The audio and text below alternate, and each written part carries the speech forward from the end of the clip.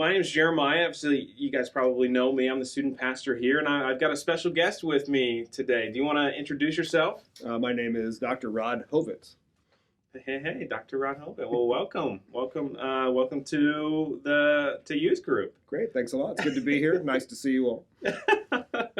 Dr. Hoevet, obviously you've got a family. Can you tell us a little bit about your family? Sure. So I have been married for going on, I think it's going to be 19 years this year, to Kara, my wonderful wife, and I also have two kids, Gabe, who is just turned 12, and Isaiah, who is soon to turn 9.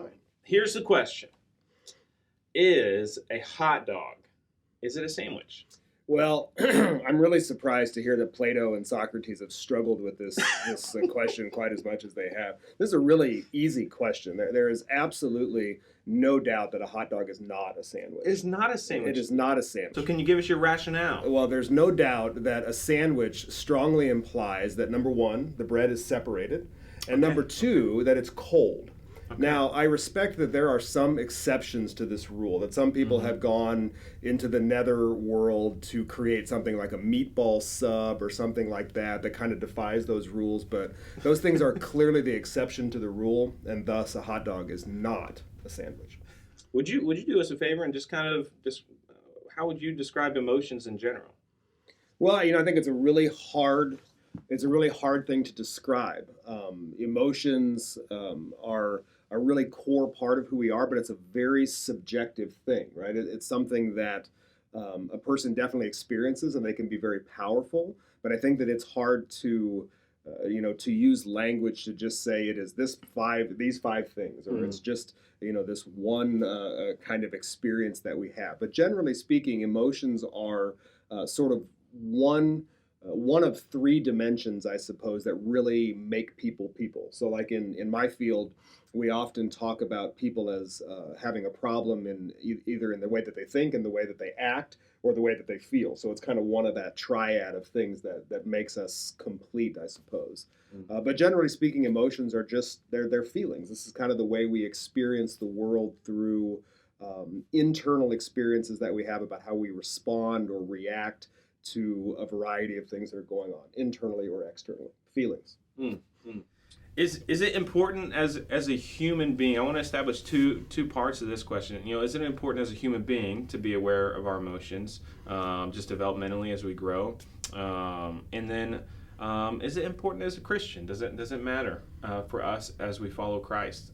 In your opinion, to be aware of our emotions? Yeah, both really good questions, and I think the answer to both is absolutely yes. I think one of the things that I see most frequently in the various places that I work is that people are dangerously unaware of their emotions, or even in worse cases where they are really trying to actively get rid of them, avoid them, distract themselves from them, like believing that they're somehow in the way of productivity, or they get in the way of our ability to do what we need to do, or be the person that we need to be.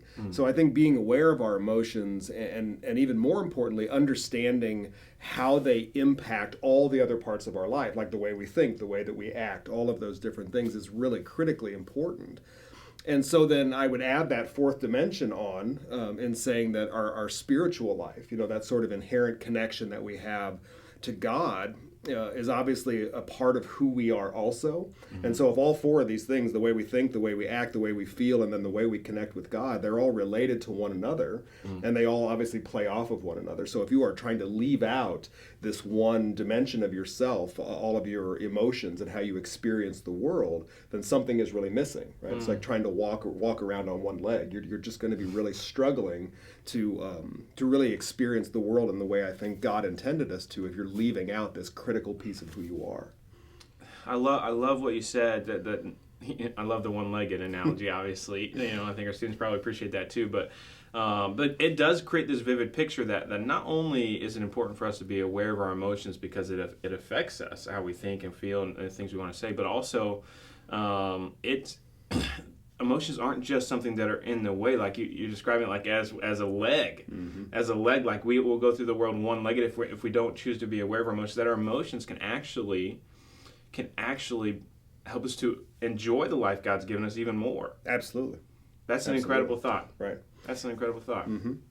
So I think in addition to enjoyment, I think that they play a really important role in helping us navigate the world. One of the things that we tend to dismiss is the credibility of our feelings.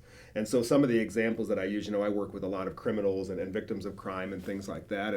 And one of the things that I often tell people is that emotions help you to understand what's going on in a situation. If something feels like it's not right, it's probably not. And that doesn't mean that you should just blindly follow any feeling that you have, but it gives you some information that you can use.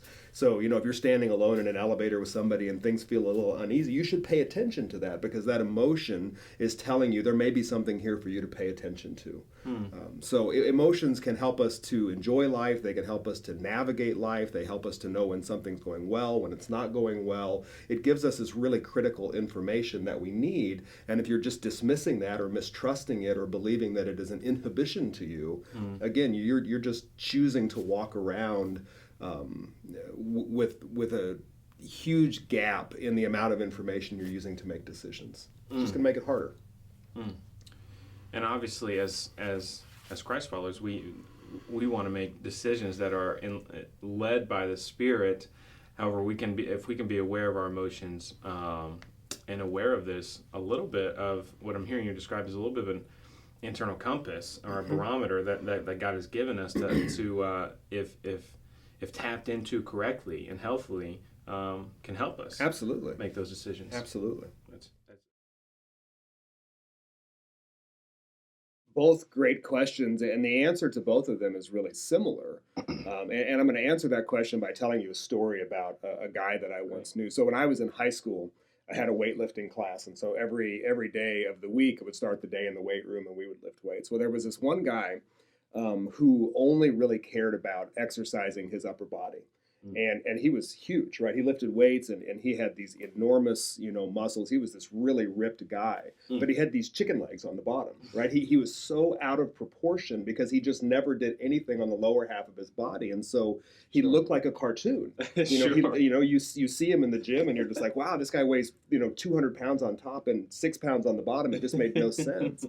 And so I think it's a really good visual image that says when you only rely on part of who you are as a person, or you're only working out one part of yourself, you're going to be out of balance. And so, if you are blindly going through life, just, chasing every whim, believing that every feeling is 100% accurate, you're going to end up in a lot of bad situations, because emotions, even though they can be a valuable data source, they can also be fickle. They change quickly. They can be extremely unreliable, because we all know that, if you're at Disney World and you're riding a simulator, you are getting these artificial emotions from something that has been generated to stimulate that. It's not real. It has been stimulated by some external source. So you need to find some balance where you are able to step back and think, I wonder why I'm feeling this. I wonder where this is coming from. I wonder what other data sources I can pull from to help me understand or verify or contextualize that emotion, so that it's not the only thing that is driving me into action. So then the opposite thing is also true, that if you are completely dismissing that data source and you never use emotions ever, and you're only trying to make rational, logical decisions, well, that's going to get you into trouble as well. And there's a number of different ways that can happen. Maybe the best metaphor for that is just faith in general. Right? We talk about, when we believe in God and we believe in his creation and know that he created the world and did what he did in exactly the way that he said, there's a lot of evidence to support that, but there's also a degree of faith that we take and we say, well, I can't see it, I'm not 100% sure, but I'm choosing to believe. There's nothing rational about that. That's a bit of an emotional step that we all take to say, I'm choosing to believe this. So when you dismiss emotions altogether and don't use that, then you become lopsided in the other direction, where you're only interested in the tangible or the rational. And then there's one extra thing that happens with that. When you suppress and dismiss all of those emotions, the problem is, just like a water hose that you're trying to close off, it doesn't go away, right? Just because you put your hand over the end of it, it doesn't stop. Those emotions, they begin to build, and the impact of all of that emotional turmoil begins to build up over time. And then the outcome of that, at least in my experience, is always really bad. that something is going to happen. There is going to be some kind of a negative outcome from refusing and denying and burying and distracting from those emotions over a long period of time.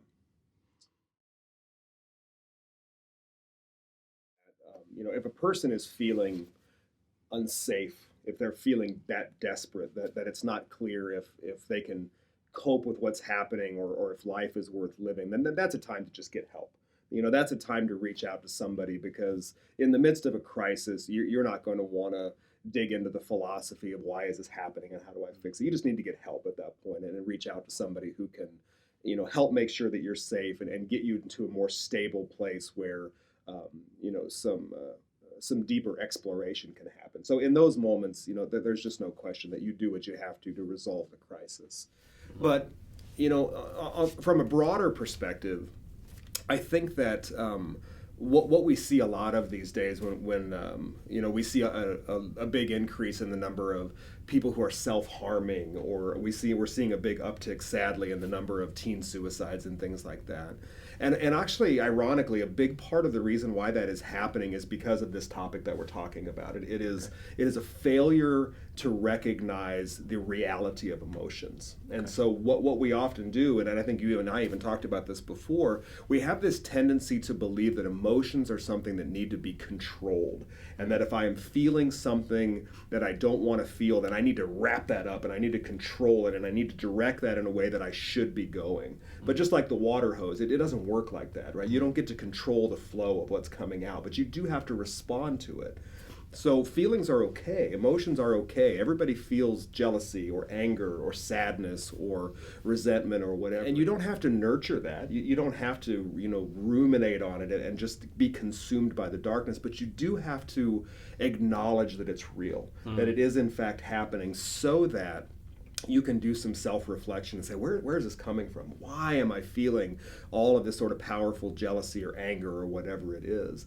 Denying it leads people down that pathway of I can't cope, because it's so big and there's so much.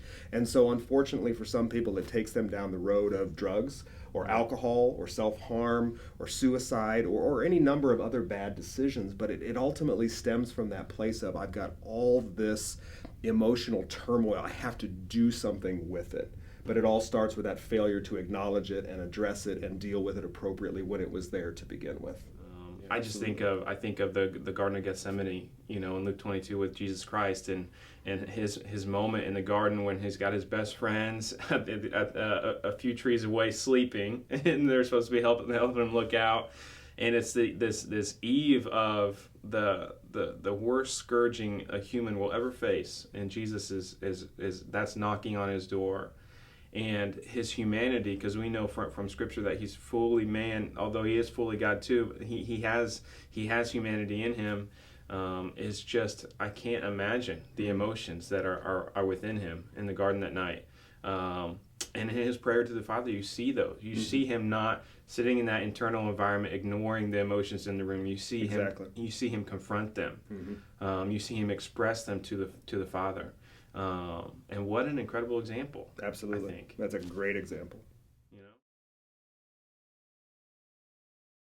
I think all of them are in that category of what we would call like negative emotions, things that people don't like to feel. And so the temptation is to avoid those. I don't want to feel this way, and so I'm going to distract myself from it or talk myself out of it. And so I'd say from that perspective, these are the tough ones. In terms of my practice, I think probably what I see overwhelmingly the most often is anger. People are just terrible at dealing with anger. People don't like anger. In some cases it has become so prevalent in their lives that it is wreaking destructive havoc everywhere that they go. They're harming people, they're ending up in jail or just any number of problems, like we mentioned before, drugs or alcohol, to try to keep that at bay, because they're scared of it. And I think one of the we could go on and on about this, but one of the reasons why I think people are so afraid of it is because people make the mistake of believing that if you feel something, you have to act on it. And that is just such a difficult concept, I find, for most people to understand, like where we started today. Emotions are an internal experience, and that's all that they are. At the end of the day, the only power that they have is to make you feel. Right? It doesn't have the power to make you act. Anger doesn't make you beat on people. Sadness doesn't make you cry. These things, they don't make you behave in a certain way. Those are choices that we make. Those are options that we have available to us. You can beat people up when you're angry, but you don't have to. You can feel anger or sadness or guilt or fear or any of those emotions and never do anything about it. So I like your example with Jesus. He felt all of those things. He experienced those things. He was fully acknowledging the reality of those things, but you didn't see him scream or throw rocks or do any of that stuff. He was very much allowing for that internal experience to happen in 100% fullness, but didn't feel compelled to act on it and do anything about it. And I think that's where we run into problems with self-harm, suicide, all these sorts of things, is because people don't know how to do both. Feel it, but not act it out. And so then it ends up in this explosion at the end. And that's one thing we said earlier in this series with our students was Jesus has this way throughout the Gospels, because really you look at the life of Christ in the Gospels and you see him expressing emotion, but he has this way of confronting and expressing the emotions he's feeling in his humanity in a way that fully expresses the emotion, but the action that immediately follows, the product action of expressing that emotion, is never about the emotion. It's about the mission that he's on. Even in Gethsemane, the emotion probably would have told him, flee, like leave, just get away, get away. But his next action was to be there, to stay on mission. And I just think it's such a beautiful example, and there's freedom in knowing that, like, okay, I can confront my emotions, I can express them, and still not be led to a place where I'm making an anger-fueled decision, Absolutely. A destructively anger-fueled decision. So as we wrap things up today, Dr. Hoevet, are there any other encouragements or words of wisdom that you'd like to share with our students when it comes to their faith and emotions? I would just say that I think resilience is tremendously important. And over the last 20 or 30 years or so, I think we have really seen how detrimental a lack of resilience is in some of the mental health problems that we see in young adults these days. And so for you guys, I encourage you so much to realize that emotions are real and they're okay, and they do not have to compel you into action, but they do have to be acknowledged for what they are. And through struggling through difficult emotions like guilt and fear and anger that you guys are talking about, you actually grow. You become stronger through that. It's hard, but you do grow through it, and then you develop resilience so that when you become 20, 30, 40 years old and you start dealing with heavier weights of life, you're used to it because you had some practice in it. And as Christians, we're not called to just do the light lifting. We're called to do the heavy lifting. That's right. Do it now. Do it now, because you'll be glad you did later. Amen. Amen. Well, thank you so much, Dr. Hoevet. My pleasure. Not only for your just really, really wealth of knowledge and experience and wisdom to share with us on this topic, but also just for sharing with us about your faith and a little bit, and the connection to us following Christ, and also about the hot dog debate. I hope it's settled. I hope that it's now settled.